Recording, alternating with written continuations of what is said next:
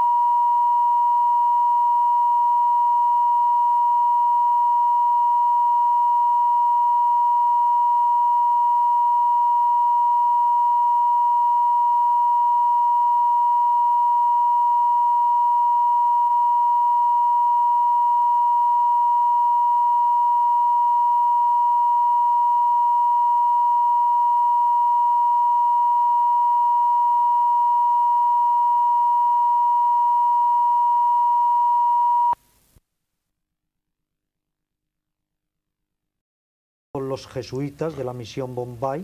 Podría citar infinidad de nombres, pero Federico Sopeña, Jorge Rivas Espasa, Pedro Juliá, Jorge Gisbert Sauch, y todos son practicantes habituales de yoga, de meditación budista vipassana y de Raja Yoga y de Mantra Yoga, y todos dicen que están ahora infinitamente más cerca de Dios que lo estuvieran cuando no practicaban estas técnicas. Y lo que también querría decir muy brevemente es que lo que hay que considerar es que estamos refiriéndonos esta noche a lo que los orientales llaman, con razón, lo innombrable, porque no podemos nosotros expresar con conceptos lo que es Dios, y una cosa es tener un concepto de Dios y otra cosa es la experiencia de Dios. Se habla mucho del caviar, pero si no se come el caviar no tienes esa experiencia. Esta última realidad es tan inexpresable, es tan innombrable, escapa tanto a lo conceptual, que ha habido 3 vías tradicionales para aproximarse a ella. La vía positiva, donde se dice que esta última realidad es el todo, Dios, el Brahman. La vía negativa, donde se dice que es el vacío, el sunyata, la nadidad, o una vía de justaposición, que es neti neti, ni esto ni aquello. Pero de cualquier modo, todo lo que sea expresar con palabras lo inexpresable, yo creo que muchas veces es tergiversar precisamente y obstaculizar el camino hacia esa última realidad.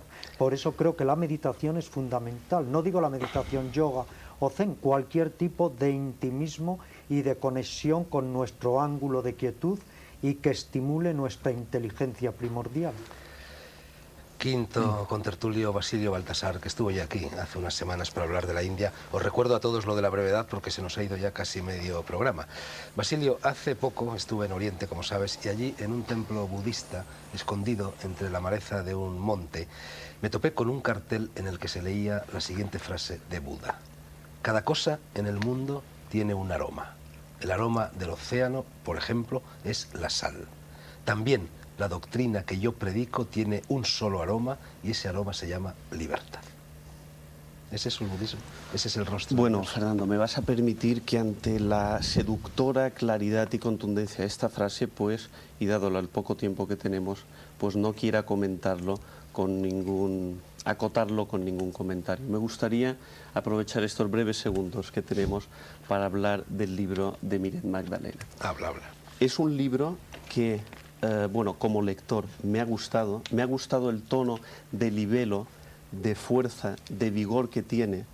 Me ha gustado el que se haya atrevido a realizar una síntesis, una nueva síntesis de lo que podemos llamar el espíritu de la época, muy bien sazonado de citas de autores que demuestra que conoce muy bien tanto físicos como filósofos.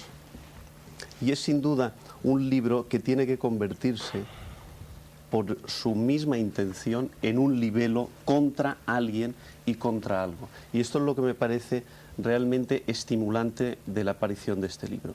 Pero a mí me gustaría, recogiendo un poco la invitación del autor sobre el hombre como animal simbólico, no enredarme en una exposición discursiva alrededor del tema del libro y proponer, a través de 4 símbolos, cuál sería mi posición frente a él.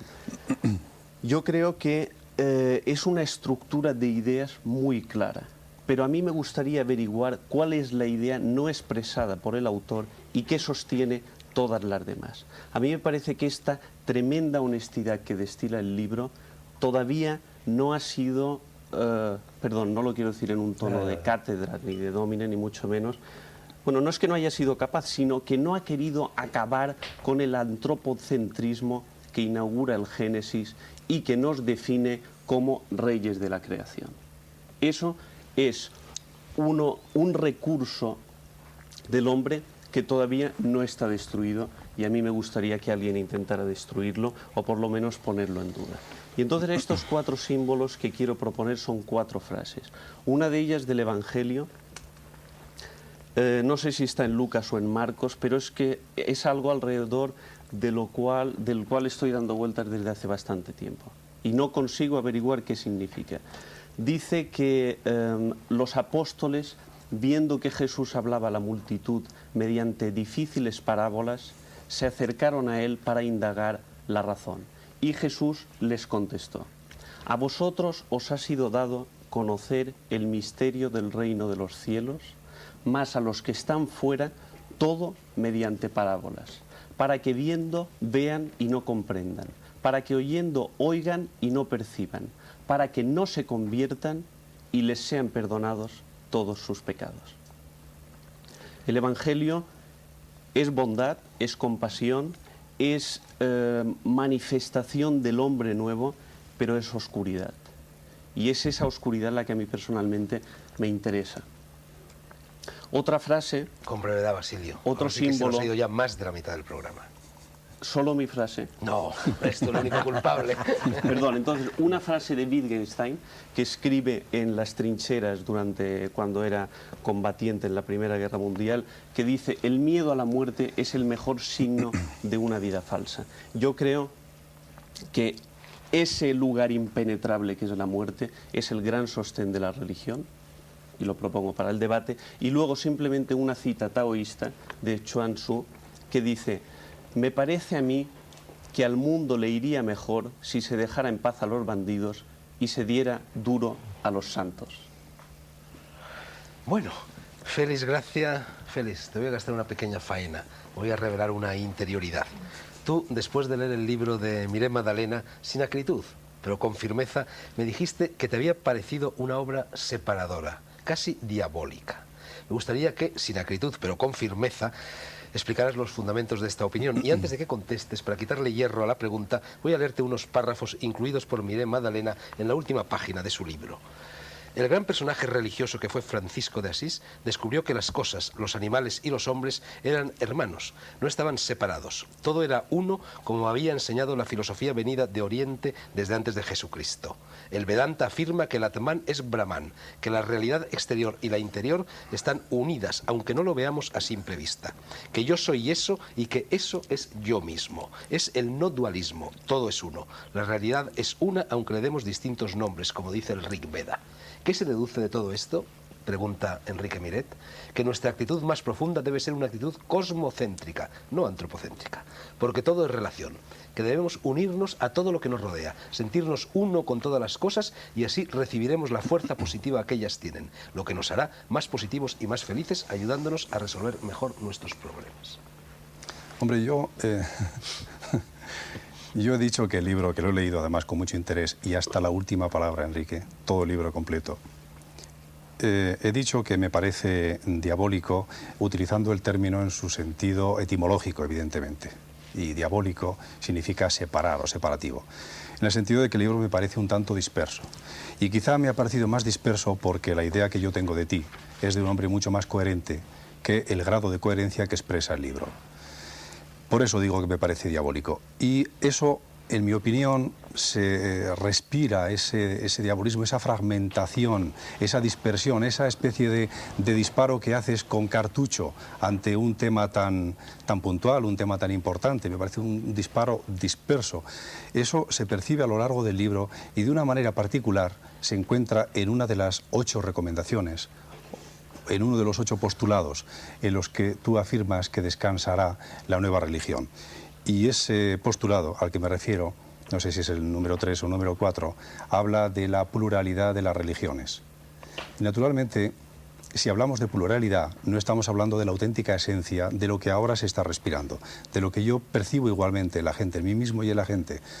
No es el concepto de ese Dios, no tiene que ver, en mi opinión, con la pluralidad, sino con la confluencia, con la unidad, con encontrar no todo aquello que nos separa, sino precisamente todo aquello que nos une a los demás. Y en ese sentido me ha parecido separativo, diabólico, pero que lo digo, repito otra vez, en su sentido etimológico. Por lo demás, quiero decir que sí que estoy de acuerdo con Enrique en que efectivamente está surgiendo, está emergiendo un nuevo rostro de Dios, entendiendo por rostro de Dios no el sentido antropomórfico del término, sino un nuevo concepto de la divinidad. Ahí sí que estoy de acuerdo y espero que tengamos oportunidad de poder matizar cuáles son los puntos sobre los que se puede sostener esa nueva percepción de lo divino. Bueno, yo creo, Enrique, que la palabra te corresponde. Sí. Tenéis Por 20 alusiones. minutos, digo tenéis, Ya, no ya. tienes 20 Bueno, yo minutos. voy a intentar ser muy breve, muy concreto. Voy a empezar por el final, por tu intervención. Mira, es que yo creo que lo malo que tenemos aquí en Occidente es que tenemos una lógica que ha fracasado rotundamente en todos los terrenos. Yo me muevo también en el terreno de la nueva física y ahí se ve bien claro que la lógica que nos enseñaron, que es la lógica que está latente en muchas de nuestras culturas y sobre todo en la religión cristiano-católica y su teología. Es una lógica que ya no sirve y que no puede servir, porque hace falta una lógica que sea complementaria, que sea incluyente, que sea dialéctica, y la lógica que nos enseñaron no es así. Entonces mi libro lo que intenta cuando hablo de la pluralidad y de tantas cosas dispersas que tú ves en él, es para que se comprenda perfectamente que tenemos que hacer una cosa como hacen los Koan, por ejemplo, ¿verdad? Que es que tenemos que destruir justamente esa lógica que nos está pesando y que no nos permite de ninguna manera acercarnos a la profunda realidad. Es lo que llamas la teología negativa de Oriente. Bueno, eso sería un aspecto, claro, efectivamente, un aspecto. Y entonces yo pienso que justamente Dios es la unidad de todos los contrarios. Por eso en mi libro hay muchas cosas que parecen contrarias entre sí, porque intento producir este efecto en la mentalidad de los lectores con el fin de que a ver si yo les ayudo un poco a romper con esa lógica que me parece que es tremenda. Y hablando de la teología, puesto que aquí ha salido el tema de la teología, pienso que esta teología occidental, doy una opinión discutible, como todas las opiniones, por supuesto, y más las mías, pero yo pienso, como Teilhard de Chardin, que cuando le decían que qué pensaba de la teología moderna, actual, ¿verdad?, decía que